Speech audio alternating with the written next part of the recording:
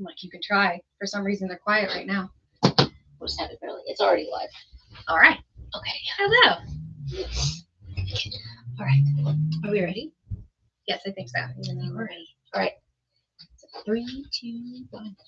Hey guys, it's Michelle And Lindsay with ADHD How To and WTF. what are we talking about today, Linz? We are talking about RSD, rejection, sensitive dysphoria. It has been, I don't know about you for you, but this week has definitely been a week for RSD. We just witnessed it like 5-10 minutes ago with my son. We'll tell you about it. But yes. Yeah.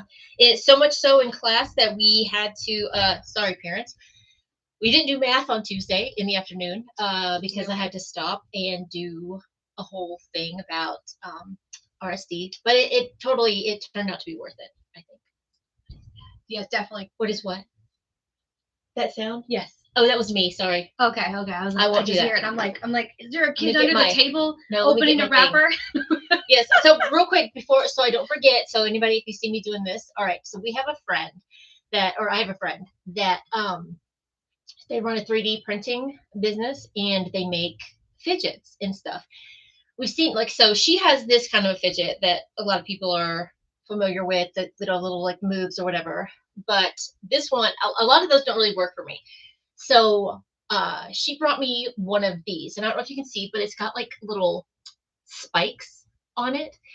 It is the best fidget / sensory, I guess, diversion thing that I've ever had. It does so much for anxiety because it almost creates like it's pain, but like a good pain, which I know. It's okay. Yeah. Yeah. And so I was about to say, if you're into pain, if you're into pain like me, then it's a different kind, but it's something about it. It redirects your brain. So you're not thinking about the anxiety. You're not thinking about any of that. It's stimulating a different part of your nervous system. So it's very good. It's a good distraction. And so if you see me doing this, not like rolling dough. It is just my fidget. A fidget toy. And I've been wearing my braids and hat to keep my hands out of my hair, so I'm not touching my bangs every 2 seconds, like we've learned over the past 9 months. That, can you believe we've been doing this 9 months? That's great. If it was a baby, I mean, I'm excited about it. Oh, geez, it wasn't a baby. Y'all might not be funny. If it was a baby, we'd be crowning right now.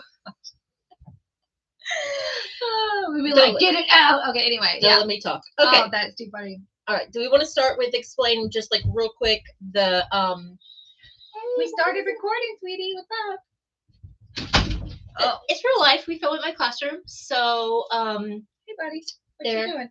I don't have any of the stuff here. Did you want gummies? We gotta go back. There. So we have the kids here with us, and they're in the black bag. It is what it is. So all right, the actual it's okay if it's open. I guess we'll just leave it open. Yeah, because it's probably gonna come back and all right. Yes. So the actual the chemical and neurological basis of RSD, which we said stands for rejection sensitive dysphoria. Okay. Go back and leave.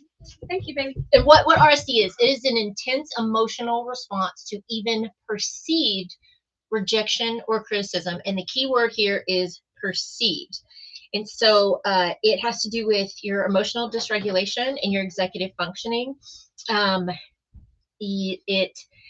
You have your dopamine dysregulation, your norepinephrine regulation. So the neurotransmitter that is involved with your attention and your stress responses when you're in the moment of dysregulation, it gives you a heightened response to stress. So basically, and we mean heightened. Yeah. Like, so basically, the part of your brain that triggers the release of cortisol, that triggers that gets activated when you're stressed, when you're scared, your fight or flight, that whole thing, it is cranked up to like a freaking 30 on a scale of 1 to 10. It's like having your stomach drop. Like, you did something way wrong. Like your stomach drops. Like it's like that. It's that instant. It's that fast. But in other ways, it is like even it's even more intense pain, and it hurts real bad. Mm-hmm. So okay. Yeah, it mostly has to do with your norepinephrine. That's the biggest chemical that you have that is controlling how you respond to it. And so it can also amplify your emotional pain. It amplifies your anxiety. It can also amplify your physical pain. Because if your actual pain receptors, like you really legitimately hurt yourself, but then also you are, your body is producing an insane amount of cortisol at the same time, like which you is got the stress hurt. hormone. So like you're saying, like you got hurt in a way, and now you're embarrassed too, but you're hurt, and then now you're embarrassed. But we're saying embarrassed, but then the embarrassment goes to another degree when you have RSD. It's even worse. Yes. So I had to say it that way. So some people, like it's real. Yeah, and that's it. Like I said, we say perceived, but it is like perception is reality too. So, you can't tell a person like you just need to get over it, because what their body, like their visceral reaction, they cannot control. So like a lot of times this, like with kids, that's the example that I'm going to give. And then I have some other ones too. But the other thing, it comes with learned emotional patterns. So like repeated experiences of rejection, especially in your childhood, which, what do I always say? Trauma does not cause ADHD, but ADHD does have a part in how your body responds to certain triggers and stuff that all stem from something that happened in your early childhood or your adolescence. I don't know why I have to sing it. That's okay. So yeah, repeated experiences of rejection, it can reinforce in childhood, can reinforce emotional hypersensitivity, and it creates this feedback loop where the brain becomes conditioned to always expect fear and rejection. So if you have a kid that constantly thinks that they're in trouble, that thinks that they've done something wrong, that melts down if you just give them a look, a raise in anyone's voice. Yeah, and that one's hard because sometimes you don't know that you gave a look and it happened, and your kid is over there and they're in their own world and you don't know what's going on, and you're like, why did this just happen, this behavior? And that's what it was. Yep. They had this RSD moment. Oh yeah, any change in, like I said, tone, or even, like I said, even neglect. When I give my example, I'll have to tell what happened in class. It has to do with just a look on somebody's face. And just bumping into somebody, which happened earlier. Yep. So yeah, my son was having some RSD, thinking that he was very upset. He says, I got my feelings hurt. Mm-hmm. I said, well, we got to pull it out of him, right? Yep. His feelings hurt because he thought Avery, her daughter, had hit him. And I'm like, okay, tell me how it happened. Give me all the details. And it was, well, she walked by me and hit me. And I go, okay, I'm pretty sure this is what it is, right? But he still feels bad. I got to comfort him. I can't say you have to get over it. We did already speak about that in a previous episode. You might not be able to find it, doesn't matter. But you cannot, those are words you can't say to your kids, which is get over it. That disregards their feelings, their experience, which then starts, which then goes the feedback loop, where the brain becomes conditioned to expect fear and rejection. So summary, RSD and ADHD is caused by a combination of neurochemical imbalances, your dopamine, your norepinephrine, structural brain differences. We've already said, like when you got ADHD, our prefrontal cortex and our amygdala connectivity, it's all funky, impaired emotional regulation, and learned emotional responses from past experiences. That's the clinical sciencey part. All right. Let's get into the meat and potatoes of this bitch. I'm sorry. Sorry. That's all right. That's right. Oh, I was just telling somebody earlier how I do it with typing, but I do it with speaking too. I was just telling somebody earlier how I type and hit send first, and then I think afterwards. Oh. So I unsend a lot of stuff. Right. I get a few unsends from you, and I'm like, what was that? I know people are like, is she indecisive or is she overthinking? No, I literally just gave it no thought at all, and I fired off something. Oh, well, that's why you got mothballs. This morning she texted me, and instead of it saying morning, it just said mothballs. Mothballs. But the thing is, I didn't even think anything of it. like, all right, It's Lindsay. Mothballs, like, hell yeah, mothballs. Yeah, I just kept doing the swipe on my phone, and Oh my gosh. unfortunately, so I was like, I was at a stop sign, so I didn't correct it. At a stop Yeah, sign, so and I said, go, that's what I'm just gonna start. Warning, send. I'm just It gonna was my start fault. calling it that. Yeah, but I was like, I am really bad about type and hit send and then think about it after the fact. Which I think I'm actually going. Okay, so I thought about this. I know this is squirrel brain. I'm just gonna straight up admit, y'all. I forgot to take my. We don't say our medicine meds? anymore. Forgot to take my ADHD meds. All day or just? Oh, all day. Well, you made it. You're here. I am. So, oh yeah. So I think what I want to start doing is, if it's anything of importance, like that's going to be more than like 2 or 3 lines. Okay. I do this with my brother. I'm going to just start doing voice message because I can't go back and reread that, because a lot of times I will be like, oh my God, did I misspell this? Oh my God. Like earlier I was trying to type brothers and I wrote bothers, and it's better than a lot of times when I've messed up and I meant to put like. I mean, I have to say it's not going to be better, because when you're speaking to your phone, words don't come out. You're still going to be like, what did I just say? No. It won't hear you. No, not voice dictation. Not where like I can see it. Oh yeah, because that so many times. So many times I have like messaged somebody and I was like, see you in a sex. And I'm like, damn it, I meant sec. Like, or. And the phone just doesn't get it. Yeah. Yeah. So yeah, I think it's like way easier if I just like let the cards fall where they may. I just send it, and I go. You're like, okay, let it go. And you're like, I'm done. Okay. So I had an RSD moment recently, personally, with myself. As you know, if you've been listening to us, I'm going through perimenopause. I'm on hormones. The way it works is the doctor sends the order, and like a couple of days later, the store that makes it is making it. It's a compounded substance, and so they have to make it. It has to be pretty, pharmacist, blah, blah, blah, and then they ship it out. So there is a time where there's like a 2-week, I don't know if I'm going to have my meds period, right? Oh God. So, and it really does help, because the brain function just declines. I can't do much. And so I wrote it down. So yes, I was having some serious RSD. I was on the phone with them, and it already had been. Oh, I didn't have my special it was a very long time for me not to have the meds. And one of the things she said, she was like, oh, you mean you're out? Like, lady, I've been calling you for like a week now. That's why I've been calling, because I've been out, right? She didn't get it. I don't know. Maybe I'll say it next time. But she was like, oh, now I'm concerned, and I will put you to the front. And I'm like, dude. She's like, otherwise I didn't give a shit. Yeah, otherwise I didn't care. Anyway, but because I ended up saying something like, yeah, I'm out of my meds. I had to ration them. Just using the word ration? I did say that. Yeah, I said it. And then, so she's like, okay, let me put you on hold. Let me help you out. Let me put you on hold. And then one of the first things she says is, you are following the doc's prescription, right? I knew that's what you're going to say.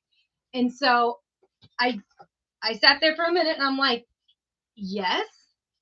And then I just down spiraled. I felt so bad, because I was like, it's not that you didn't lie. You are following it. You did ration. You weren't able to explain it. And it was just like, yeah, I'm doing it. And I was like, except the time when it has to be refilled. That's when I'm like, oh, hey, this week looks like I have to do something on Wednesday. I'm going to not take it on Sunday where I'm not doing anything. I'm going to wait and take it on Wednesday. Mm-hmm. Like, that's the rationing. But I didn't say it. And so I was freaking out, thinking, now they're not going to send me. They're going to cut my order off, all this, da, da, da, da. And I felt so bad. You're feeling like you basically told her, like, I've got an 8 ball of coke up my butt. Let me just start saying the worst things that have to do with drugs in the entire world. Yeah. So it just I felt so bad, and I hadn't felt RSD in a while, and so I knew exactly what it was. I was like, okay, I have to talk myself out of it. I was like, I gotta go tell mom, like, I know I did everything right. I did fine, because I had to do it this way, because I have to function. I go, it's not a regular medication. It's not like something that you have to have in your. I was like, this is different. you know, like I had to talk myself out of it basically because I just was like, it was like daggers on the inside. You're doing this all wrong. You know, they're gonna drop me as a patient. Right? They're gonna drop me. They're gonna flag me, and they're gonna be like, not for that one. My insurance is gonna drop me now. Right? Like they're gonna do it. No, that was my phone. Oh, I think. I didn't know if we said that. Oh, I did set it. Yes. Oh yes, we're trying to go by a timer because I cannot. I will talk. It's okay. Yeah. So I did say that, and then I was like, I guess I'm going to feel bad until I see a shipping notification. That's literally because I was like, because I talked to my mom, and I was trying to, you know, get that vibe gone, and I'm like, I'm not going to feel, and you don't feel better, and I'm like, maybe I'll feel better after I get the shipping. No, not really, but I still was like, until you have it in your hand, it's still okay. I'm still okay. Okay, there's a shipping. Can I track it now? Okay, it really is coming to me. It was, unless they slipped a note to your mailman. Yeah, well, it doesn't go to the mail; it goes right to the door. But yeah. Oh, I said, listen, I just feel so bad. I said I feel like my insides are melting. I mean, it's a bad feeling. So that's exactly like I said. It's perception is reality, though, and that's what makes it so hard, especially if you're kind of like a hard ass. Like I try to be better, but there's some things you have to unlearn. And so like if you had a mom, like my mom was very much, it was like, it's like this, you don't cry, you get over it, I will give you something to cry about. And so you learn how to you just keep it in, not show it. Yeah. And that's the worst. It's so unhealthy. And so you're like, I've had to unlearn that, but I still struggle with that when Avery or AJ, if I feel like they're overreacting emotionally, I have to check myself so that my first reaction is not like, what the hell are you crying about now? What? And I'm real guilty of that. Well, I'm real guilty of saying it takes a lot of practice to stop that, because that's what happens when you're undiagnosed. These are the things. This is how you live. You literally snap at somebody.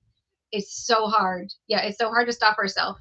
And then that what just makes them spiral even more. Makes it worse. That's right. Yeah. So much worse. Or when they are experiencing it and they can't articulate it, or they won't articulate it. So they're just upset. You can't get them to tell you why. You're not frustrated or mad that your kid is having this emotion. You're being like, okay, once you're not aggravated, you go into protective parent mode. So you're like, something is wrong with my kid. I want to make it better. A plus B equals C. But if your kid cannot or will not articulate it in that moment, you're asking. Like for me, I start to get pissed because I'm like, I want to fix this for you. I want to make this better, but I can't unless you tell me. Then they're pouting. Matt does this. Well, I was gonna say, because your reaction is like, because to them now they're pouting. I get that. Then you get frustrated that you're pouting. They're pouting, and then you're like, you know what? Fine, whatever. Act like a baby. I say that a lot. I shouldn't. Oh no, but I do. No. Oh no. Yeah. No. It totally takes practice to try and stop yourself. And that being said, as being neurodivergent, we have good brain days, we have bad brain days, there's also certain times of the month, there's certain times of the day that it's worse. And when that happens, it's like the dominoes have to be perfect for you to have the perfect reaction to your kid. It's hard for us. I don't know how some of these other people, it's just hard because every moment is different, right? We're like, and our emotion, we're in a different state, or okay, this is great. And yes, I was trying to think of some of the other ways that I do it. Sometimes I just have to go. I have to go to them with just love. Yeah. And it's like, I do that to the eldest. I'm like, you know what? Can I give you a hug? I'm going to give it. I know something's wrong. I know you can't talk about it. I love you so much. I promise it's going to be okay. When you're ready to talk to me, here I am. I'll have to, whenever I do say the fine, just be a baby, I have to step back, and then a lot of times it's always with Avery or with Matt. And so I have to step back and go, okay, I need to collect myself Mm-hmm. before I can come back and give you what you need. Because Yeah. otherwise, I'm going to come across, and I will be, otherwise, I'm going to be a shit. And that's not fair. But like, But it happens because when you don't have anything to give, yeah, like we have to be like, okay, I'm great. I'm zen. Oh, okay. What's wrong? mm-hmm. Otherwise, you're like, I can't do mopey. Oh my God, I cannot deal with mopey. I cannot do, guess that, sigh. I tell Matt that all the time. And none of this is like me talking bad about Matt. Like Matt knows, like because he'll do this thing, all right? And maybe like he's not neurodivergent, but he's got some things that I'm like, you're not on the spectrum, but kind of like if it was an electric fence, like you lick your finger and you touch it sometimes. Like just to see what'll happen. Like he's not there, but like a battery to your tongue, testing it. yes, that's what it is. Testing me. Anyway, so he is. Well, are we still talking about RSD now? We're still talking about RSD. Okay. This is RSD that is presenting in even though it's a neurodivergent thing. I'm like looking over there. Even though it's a neurodivergent thing, there are certain things that neurotypical people can do, but then it is going to trigger us. So if something is wrong, he won't say it. He'll get really quiet, and I'm supposed to guess what's wrong. I'm absolutely not a mind reader. No way. Nope. And I'm only going to ask once. So if it is quiet, if it's fine, that's the answer. No, it's not even fine. It'll be this. It'll be this. Wondering. Okay. And that's what I tell him. I'm like, I can't do mope to you right now. I can't. Like, I'm not going to keep asking, what's wrong? If you don't want to tell me, I don't say all of this because that would make it worse. But in my head, this is my internal dialogue. Well, and that makes sense because if it is too difficult for us to get that thing out, we're like, and this isn't one of those things where it's like, oh, he just doesn't have the words. God bless him. Right. He's got plenty of words. He's got all the words. But you know when he's got the freaking words? We talked about this. As my head is about to hit the pillow at night. Like, none of this is me. You'll see this. None of this is me talking bad about him behind his back. We talk about this. He will wait till my head is literally like about to touch the pillow. And he'll be like, so are we going to talk about blah, blah, blah? And I'm like, oh my God. You're like, now I'm not sleeping tonight. I am just in the other room because I don't want to listen to this. It's terrible. I don't ever say it like that. But that's what I'm thinking. I'm such a boy.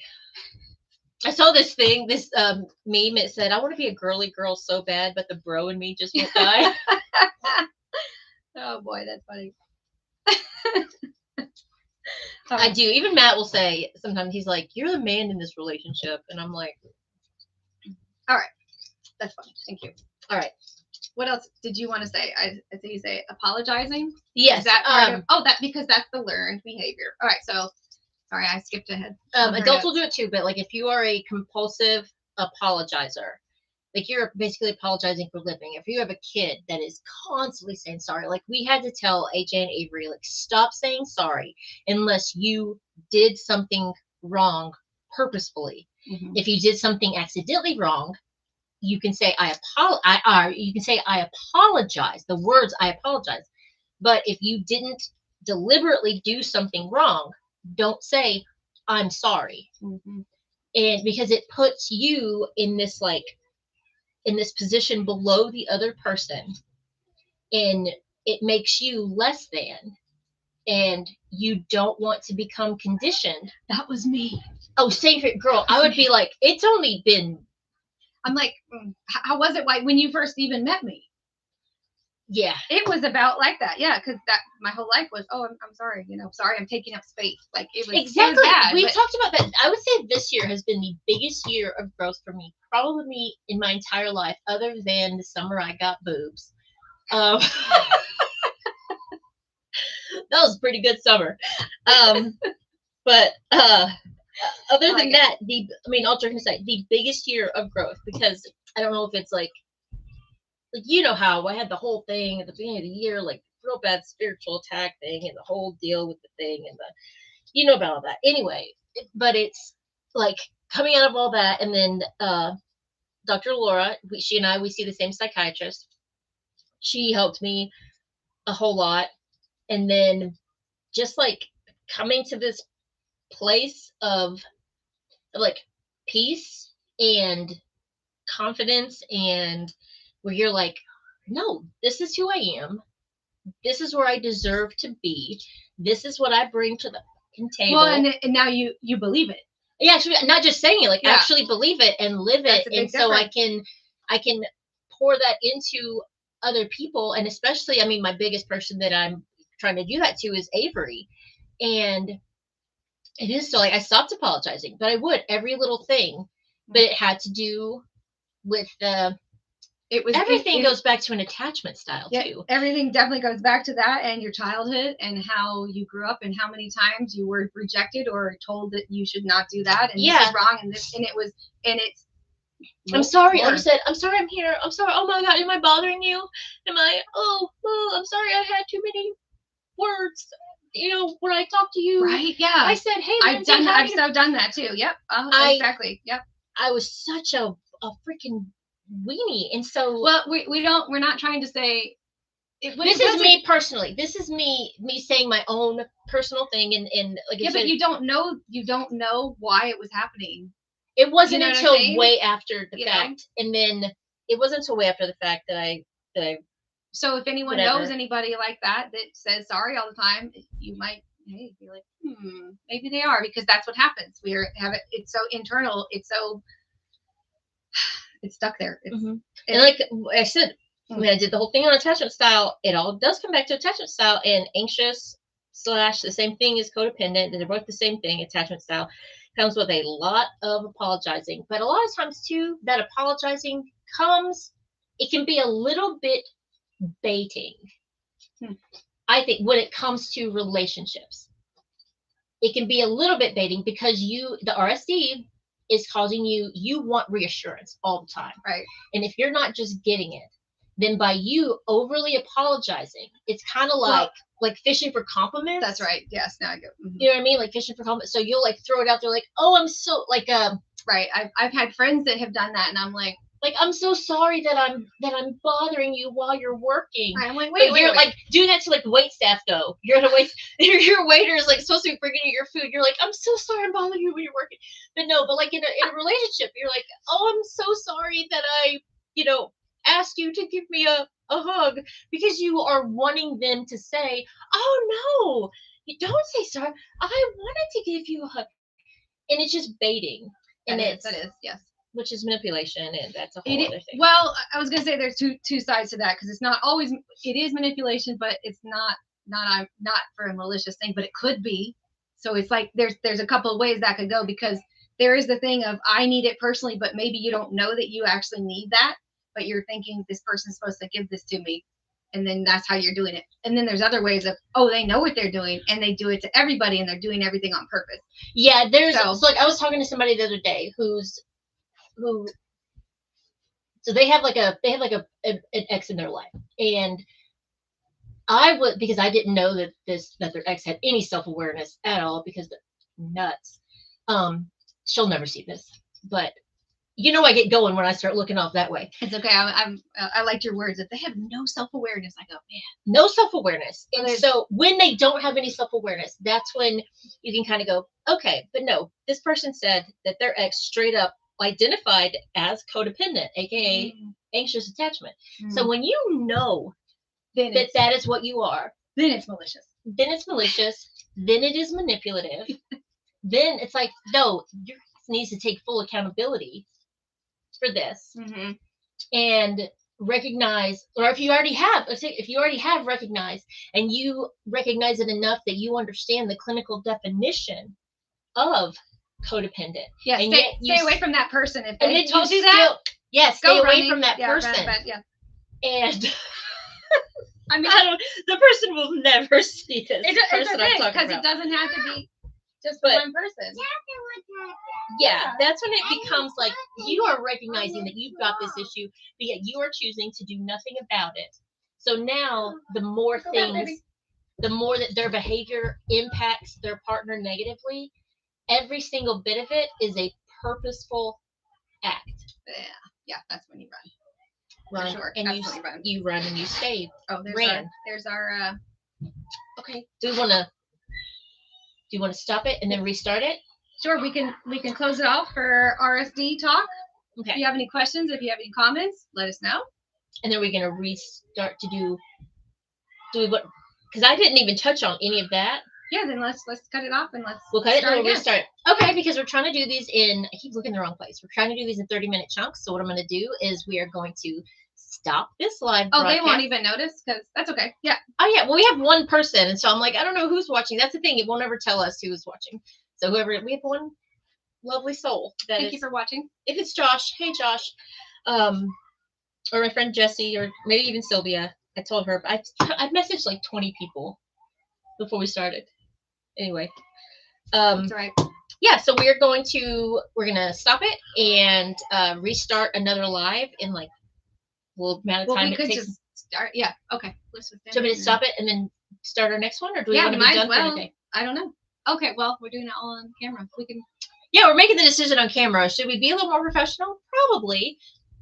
Yeah, we should just stop and then go. So we're going to stop this. We'll have to edit it. We're going to stop this live. We're not going to edit it. Yeah, we're not. I sit on a throne of lies. Like, so doing stuff. Yeah, we're about to stop it. We're going to come back in 5 minutes and finish the RSD thing. But it's way easier for it to load and process the videos when it's only in 30-minute That's spots. Right. So you can tell me what to do. Yeah, whoever is watching, thank you. And don't go anywhere because we'll be back in 5 minutes. Thank you.